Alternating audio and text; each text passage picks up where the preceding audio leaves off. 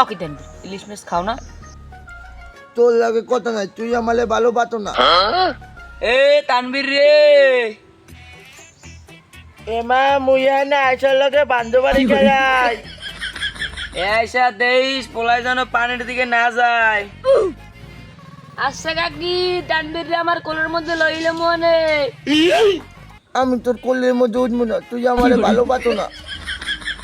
হা মারলো ডোট উঠতে তুই ইলিশ মাছ খা গুঁড়ো করারও খাওয়া এ আইসা গুলো গেলে কান দে আয়। দেখো না এখনো চিত্রাই হয়ে রয়েছে উঠতে গুঁড়ো করালে ইলিশ মাছ তোকে ভাত খাওয়া রাখ, আমি গুঁড়ো করে খাওয়া যেতেছে, আমি কিন্তু গোসলও করাই যাবে। পেট ভরে খাওয়া আর ওই হয়ন তুই একটু গরুর সালন লইল ঘুম যাও জমা নাও যো ও চাও চাও। দেই সবার একটারে খাওয়াইতিস না দেখছো দেখছো এই আইসা গুলো গেলে খানা মাধ্যমু মাধ্যমু মাধ্যমু।